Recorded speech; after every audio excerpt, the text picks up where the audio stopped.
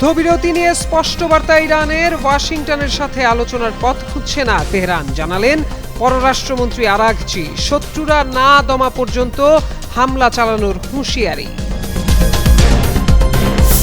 এবার কফি হাতে প্রকাশ্যে ইসরায়েলের প্রধানমন্ত্রী নেতানিয়াহু উড়িয়ে দিলেন নিজের মৃত্যুর গুঞ্জন, আঙুল দেখিয়ে এআই দাবিকে করলেন প্রত্যাখ্যান। এবার ন্যাটোর ওপর চটলেন মার্কিন প্রেসিডেন্ট, ইরান যুদ্ধে যুক্তরাষ্ট্রকে সাহায্য না করলে খারাপ পরিণতির হুঁশিয়ারি। হরমুজ প্রণালী উন্মুক্ত রাখতে মিত্ররা সচেষ্ট নয়, দাবি ট্রাম্পের। এবার ইরানের মূল লক্ষ্য ইসরায়েলি প্রধানমন্ত্রী নেতানিয়াহুকে খুঁজে বের করে হত্যার হুমকি আইআরজিসির। ইসরায়েলের পুলিশ ইউনিটের সদর দপ্তর এবং স্যাটেলাইট যোগাযোগ কেন্দ্রে হামলার দাবি। নিরাপত্তা পরিষদের বৈঠকে ইরানের পাশে দাঁড়ালো চীন, রাশিয়া। যুদ্ধের পক্ষে যুক্তরাষ্ট্রের যুক্তির চরম বিরোধিতা। রাশিয়া ও চীনের কাছ থেকে সামরিক সহযোগিতা নেয়ার কথা জানালেন আব্বাস আরাঘচি।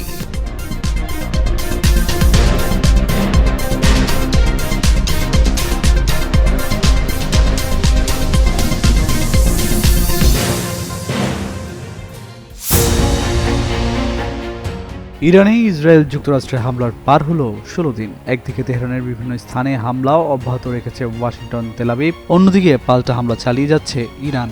যুদ্ধে উত্তেজনা যখন চরমে, তখন যুদ্ধবিরতি নিয়ে নতুন বার্তা দিল তেহরান। ইরানের পররাষ্ট্রমন্ত্রী আব্বাস আরাঘচি জোর দিয়ে বলেছেন, তেহরান কোনো যুদ্ধবিরতির অনুরোধ করেনি বা ওয়াশিংটনের সঙ্গে আলোচনার পথও খুঁজছে না। যুক্তরাষ্ট্রের সঙ্গে চলমান সংঘাতের মধ্যে ইরান নিজের আত্মরক্ষা অব্যাহত রাখবে। সিবিএস নিউজকে দেওয়া এক মন্তব্যে আরাঘচি বলেন, প্রেসিডেন্ট ডোনাল্ড ট্রাম্প যতক্ষণ না বুঝতে পারছেন যে এটি একটি অবৈধ ও বিজয়হীন যুদ্ধ, ততক্ষণ এটি চালিয়ে যাওয়া হবে। শুধু ট্রাম্প মজা করতে চান বলেই মানুষ মারা যাচ্ছে, তিনি নিজেই এমনটা বলেছেন। আরাঘচি এই সংঘাতে মার্কিন প্রশাসনের আচরণের সমালোচনা করেন। জাহাজগুলোকে লক্ষ্যবস্তু বাড়ানোর মতো পদক্ষেপগুলোকে তিনি প্রেসিডেন্ট ট্রাম্প ও যুক্তরাষ্ট্রের বেছে নেওয়া একটি যুদ্ধ হিসেবে অভিহিত করেছেন।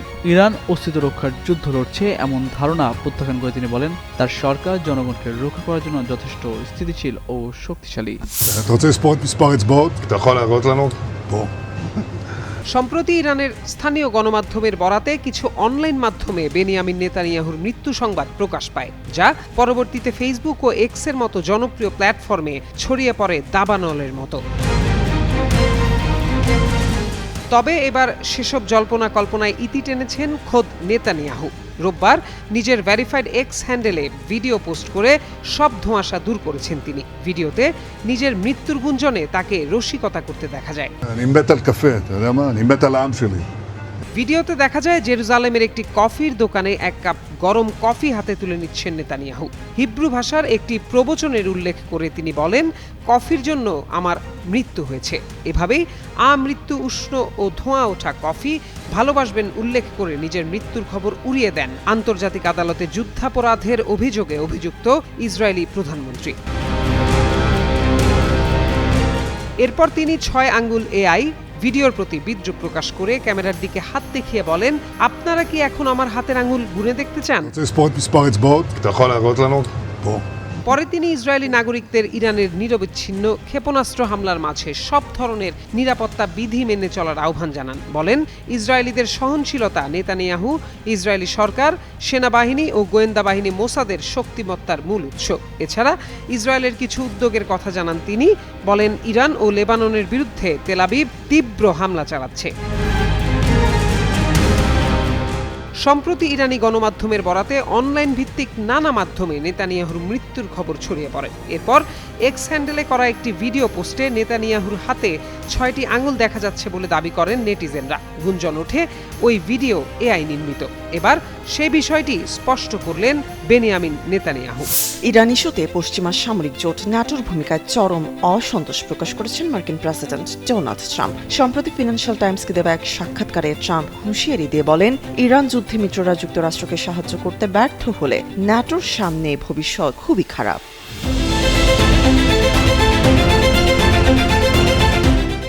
প্রেসিডেন্ট ট্রাম্পের মূল আপত্তির জায়গা কৌশলগতভাবে গুরুত্বপূর্ণ হরমুজ প্রণালী। তিনি মনে করেন এই আন্তর্জাতিক জলপথটি উন্মুক্ত রাখা এবং এর নিরাপত্তা নিশ্চিত করা কেবল যুক্তরাষ্ট্রের একার দায়িত্ব নয়, যারা এই পথ ব্যবহার করে সুবিধা ভোগ করছে তাদেরও এগিয়ে আসা উচিত। বিশেষ করে চীন সরকার যাতে এই বিষয়ে চাপ সৃষ্টি করে সেজন্য প্রয়োজনে শি জিনপিং এর সাথে নির্ধারিত বৈঠক পিছিয়ে দেবার ইঙ্গিত দিয়েছেন ট্রাম্প।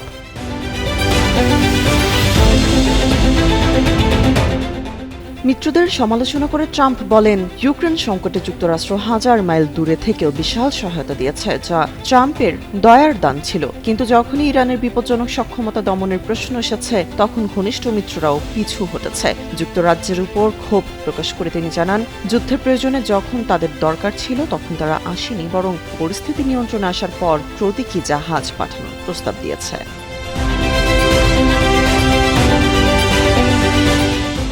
ট্রাম্পের মতে ন্যাটো বর্তমানে একটি একমুখী রাস্তা হয়ে দাঁড়িয়েছে, যেখানে যুক্তরাষ্ট্র শুধু দিয়ে যাচ্ছে কিন্তু বিনিময়ে কাঙ্ক্ষিত সহযোগিতা পাচ্ছে না। এই অসমতা বজায় থাকলে ন্যাটোর টিকে থাকা কঠিন হয়ে পড়বে বলে সতর্ক করেছেন মার্কিন প্রেসিডেন্ট ডোনাল্ড ট্রাম্প। তামান্না তাবাসসুম ত্রিয়া, যুগান্তর নিউজ।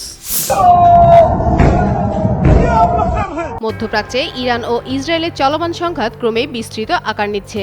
টানা হামলা পাল্টা হামলার মধ্যেই এবার সরাসরি ইসরায়েলি প্রধানমন্ত্রী বেনিয়ামিন নেতানিয়াহুকে হত্যার হুমকি দিয়েছে ইরানি বিপ্লবী গার্ড বাহিনী আইআরজিসি। একই সঙ্গে ইসরায়েলের গুরুত্বপূর্ণ স্থাপনায় ব্যালিস্টিক মিসাইল হামলা, মধ্যপ্রাচ্যে মার্কিন ঘাঁটিতে আক্রমণ এবং আঞ্চলিক উত্তেজনা দ্রুত ছড়িয়ে পড়ায় পুরো বিশ্বে আরও বেড়েছে উদ্বেগ। আর এই আঞ্চলিক উত্তেজনা সামাল দিতে গিয়ে আঞ্চলিক মঞ্চে যুক্তরাষ্ট্রের কূটনৈতিক একাকিত্বও স্পষ্ট হয়ে উঠেছে। আইআরজিসি তাদের এক বিবৃতিতে জানিয়েছে, এখন তাদের প্রধান লক্ষ্য নেতানিয়াহু। তাকে খুঁজে বের করে হত্যার চেষ্টা চালানো হবে বলেও হুঁশিয়ারি দেওয়া হয়েছে। একই সঙ্গে ইরান দাবি করেছে, শক্তিশালী সার্জিল ব্যালিস্টিক মিসাইল দিয়ে তারা ইসরায়েলের লাহাব 433 বিশেষ পুলিশ ইউনিটের সদর দপ্তর এবং একটি স্যাটেলাইট যোগাযোগ কেন্দ্রকে হামলা চালিয়েছে। তবে এতে ক্ষয়ক্ষতির বিস্তারিত তথ্য এখনও প্রকাশ করা হয়নি।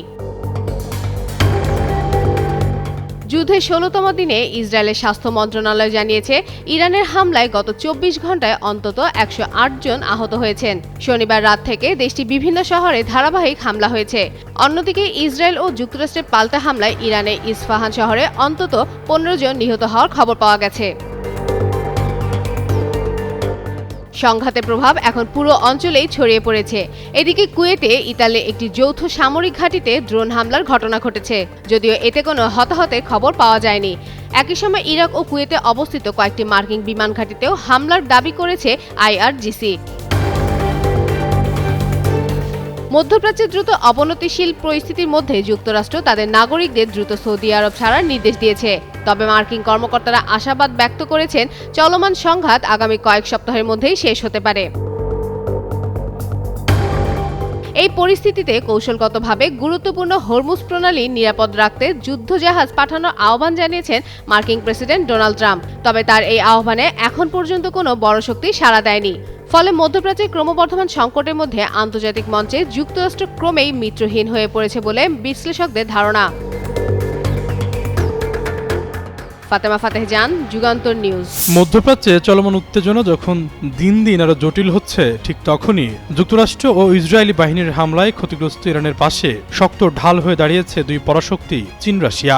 শুক্রবার নিউ ইয়র্কে অনুষ্ঠিত নিরাপত্তা পরিষদের বৈঠকে ইরানের বিরুদ্ধে যুদ্ধের যৌক্তিকতা তুলে ধরার চেষ্টা করে যুক্তরাষ্ট্র। এই সময় বাধা হয়ে দাঁড়ায় রাশিয়া চীন। বৈঠকের মধ্যে একে অপরের বিরুদ্ধে গুরুতর সব অভিযোগ তোলে দুপক্ষই। আলোচনার এক পর্যায়ে শুরু হয় বাকবিতণ্ডা। এমত অবস্থায় প্রশ্ন উঠেছে, ইরান যুদ্ধে চীন রাশিয়া গোপনে জড়িয়ে পড়ছে কিনা। সেই প্রশ্নের অবশ্য সোজাসাপটা জবাব দিয়েছেন ইরানের পররাষ্ট্রমন্ত্রী আব্বাস আরাঘচি। তিনি জানান, ইরান রাশিয়া ও চীনের কাছ থেকে সামরিক সহযোগিতা পাচ্ছে। একই সঙ্গে তিনি অভিযোগ করেন, সংযুক্ত আরব আমিরাত তাদের ভূখণ্ড ব্যবহার করে যুক্তরাষ্ট্রকে ইরানে হামলা চালাতে দিচ্ছে। আরাঘচি বলেন, ইরান আপাতত হরমুজ প্রণালী পুরোপুরি বন্ধ করার পরিকল্পনা করছে না। তবে এই সম্ভাবনার কারণে বৈশ্বিক তেলের বাজারে ইতিমধ্যে বড় ধরনের অস্থিরতা দেখা দিয়েছে। ইরানের পররাষ্ট্রমন্ত্রী হুঁশিয়ারি দিয়ে বলেন, যুক্তরাষ্ট্র যদি ইরানের তেল ও জ্বালানি অবকাঠামো লক্ষ্য করে হামলা চালায়, তাহলে পারস্য উপসাগর জুড়ে তেল স্থাপনায় পাল্টা হামলা চালাবে তেহরান। তিনি বলেন, আইআরজিসির পক্ষ থেকে স্পষ্ট বলা হয়েছে, যদি তেহরানের তেল ও জ্বালানি অবকাঠামোর ওপর হামলা হয় তাহলে পাল্টা জবাব দেওয়া হবে। তখন এই অঞ্চলে যেসব জ্বালানি স্থাপনা বিশেষ করে মার্কিন কোম্পানির মালিকানাধীন বা যেখানে মার্কিন কোম্পানির অংশীদারিত্ব রয়েছে সেগুলো লক্ষ্যবস্তু হতে পারে।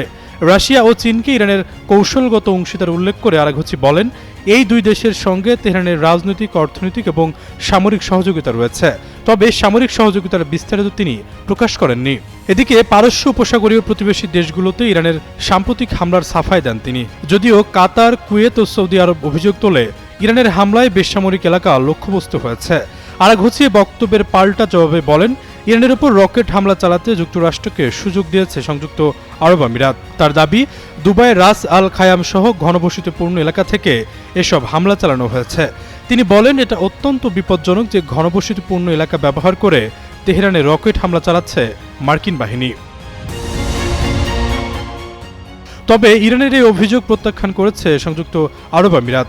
শনিবার বিকেলে দেশটির এক সরকারি বিবৃতিতে বলা হয়, আরাঘচির বক্তব্য বিভ্রান্তিকর নীতিরই প্রতিফলন।